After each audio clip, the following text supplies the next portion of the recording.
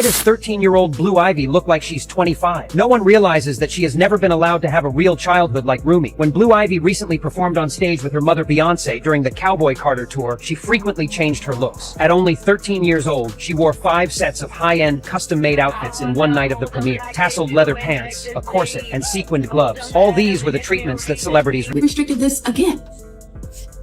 Hating. You know what? Anytime I realize or come across someone hating, I'm like, damn, I'm really that great? Someone like little old me, you gonna hate on? Thank you there for that love.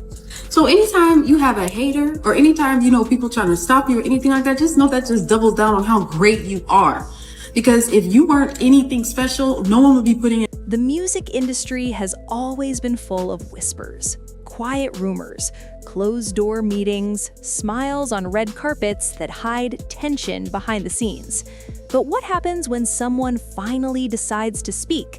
What happens when an artist who once stood proudly under the biggest star in the world suddenly pulls back the curtain? That's exactly what people believe is happening right now with Chloe Bailey. For years, she was introduced as Beyonce's protege, the chosen one, the next big thing.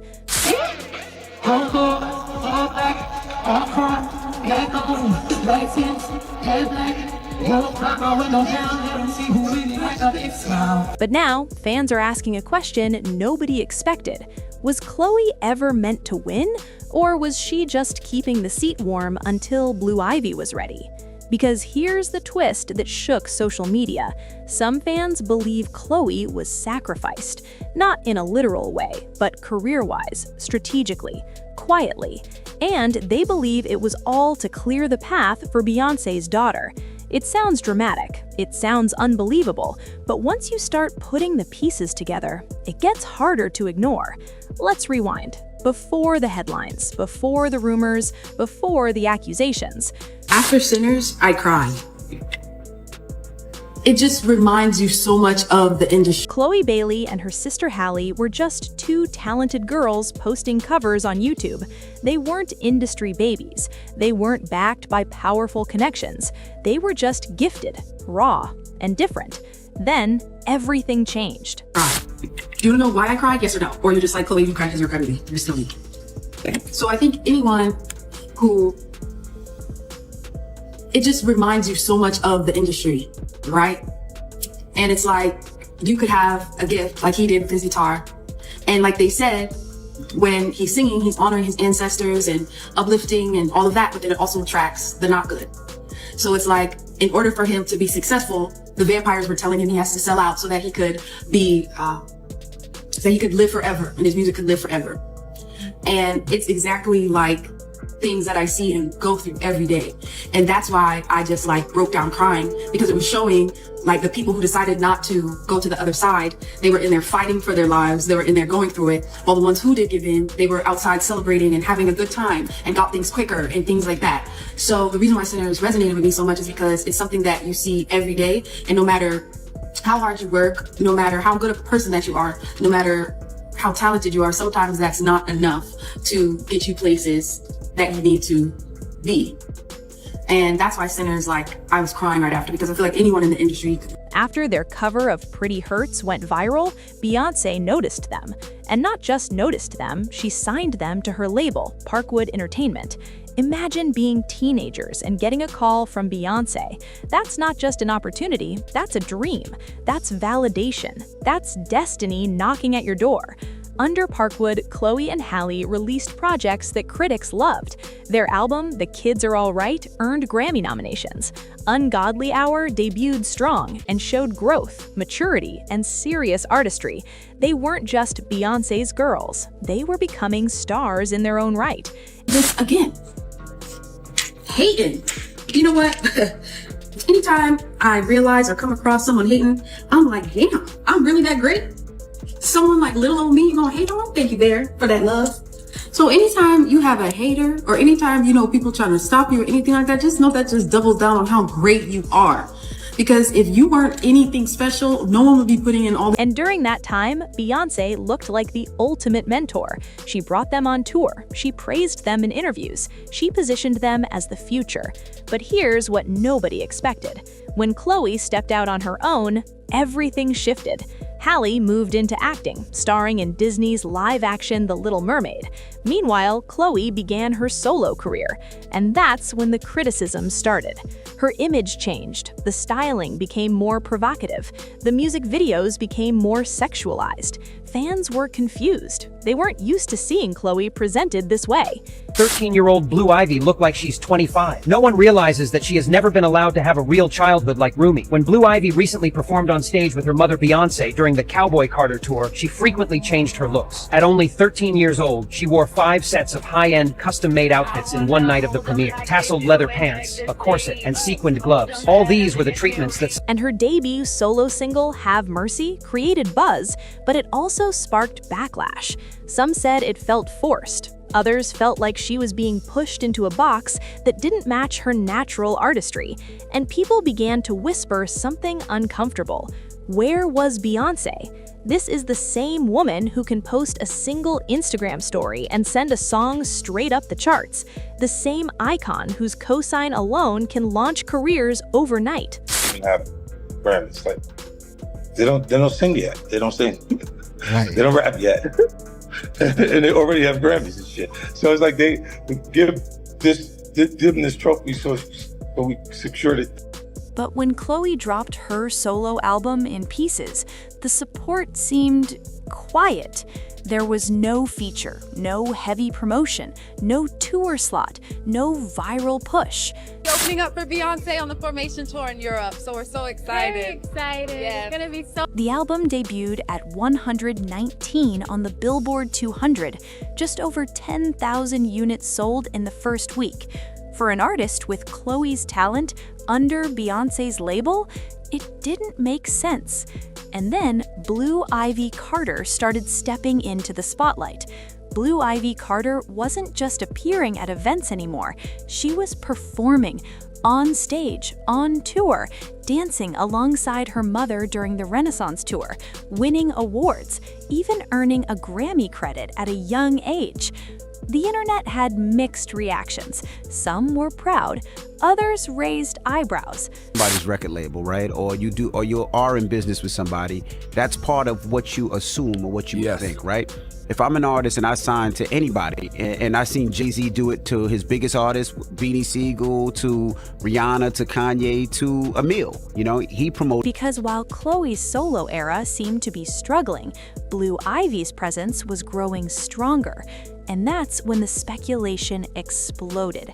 Fans began asking, was Chloe ever meant to surpass Beyonce?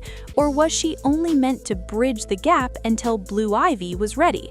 That Aaliyah was given a sleeping pill and carried onto the plane unconscious before the fatal crash happened in the Bahamas. Kingsley Russell, who was 13 at the time, was in the car that drove Aaliyah and her team to the airport for their return flight to Miami. According to Kingsley Russell, they took her out of the van and she didn't even know she was getting boarded on a plane. Russell says she went on that airplane. But here's where things get even more intense.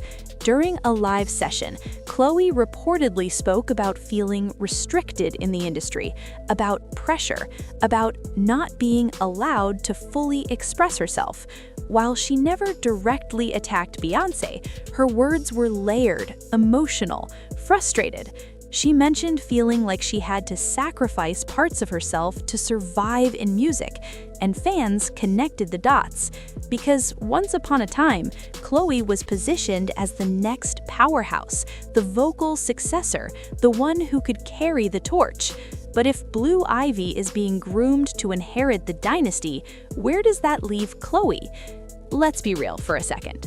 Barry, when Aaliyah died for a wrongful death, he got paid $90 million for her death.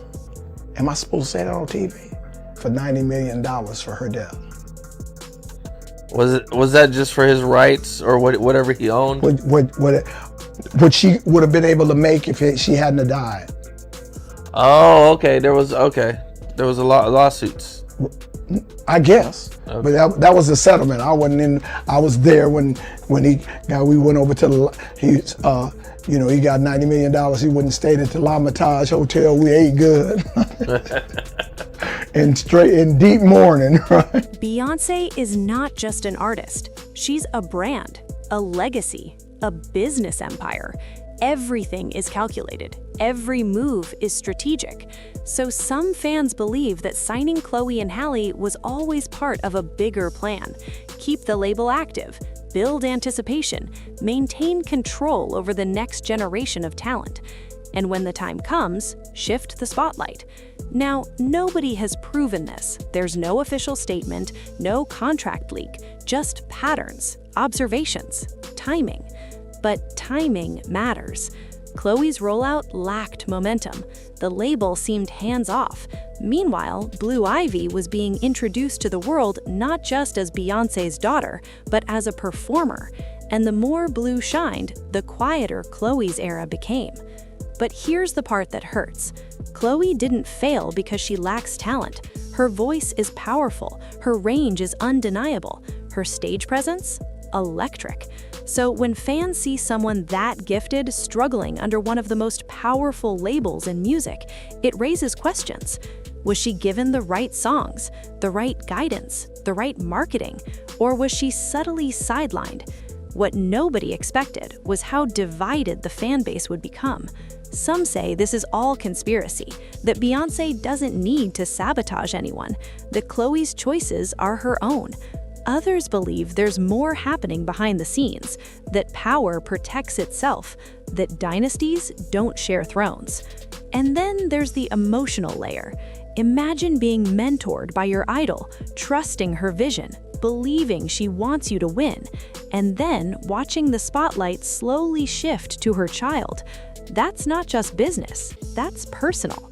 Chloe has always spoken about her admiration for Beyonce, about how much guidance she received, about how grateful she was. But gratitude doesn't erase frustration. It doesn't erase missed opportunities. It doesn't erase silence when you need public support. It's been going on since 2006, and it's just been getting worse and worse and worse. And for a very long time, I put this person on a pedestal. I love them. I send emails, publicly, happy birthday and all this stuff. And the entire time, this person was casting spells and manipulating me and controlling my job situations, my relationships, And as Blue Ivy continues to gain exposure, award show appearances, tour performances, viral moments, the contrast becomes sharper. Chloe is fighting for radio play. Blue Ivy is dancing in stadiums. Now, let's pause. This isn't about attacking a child. Blue Ivy is innocent in all of this. She's young, talented, and growing up in a spotlight she didn't ask for. The real question isn't about her, it's about the system around her. Because Hollywood history has shown us something very clearly. Legacies protect themselves, and sometimes new talent becomes collateral damage. The emotional impact on Chloe must be heavy. You can see it in interviews, the subtle tension, the careful wording, the forced optimism. She smiles, she promotes, she performs, but fans notice when the excitement isn't the same. They notice when momentum fades. They notice when an artist who once felt unstoppable suddenly feels unsupported. And that kind of shift affects more than charts. It affects confidence. It affects trust. It affects relationships. Chloe and Halle once moved as a unit. Now they're in separate lanes. Chloe's solo journey has been rocky. Halle's acting career is stable. And through it all, Beyonce remains silent. No drama, no denial, no explanation, just business as usual. But here's the powerful part. Chloe is still standing. She's still releasing music, still performing, still showing up. Even if the system didn't push her the way fans expected, she hasn't disappeared. And maybe that's the real story. Because sometimes being sacrificed doesn't mean being destroyed. Sometimes it means being tested. Sometimes it means realizing that mentorship and ownership are two different things. And maybe, just maybe, Chloe's next chapter won't be under anyone's shadow. Maybe she'll rebuild on her own terms. Because if there's one thing the industry forgets, it's that true talent doesn't vanish. It waits. It evolves. It finds new doors. So was Chloe Bailey sacrificed for Blue Ivy's fame? We don't have proof, but we do have patterns. We have timing. We have silence. And in the entertainment world, silence can be louder than words. One thing is certain, the story isn't over, because legacies rise, empires protect themselves, but artists who survive the storm, they come back stronger. And when Chloe finally steps fully into her own power without waiting for anyone's approval, that might be the moment nobody can control. And that might be the real twist nobody saw coming.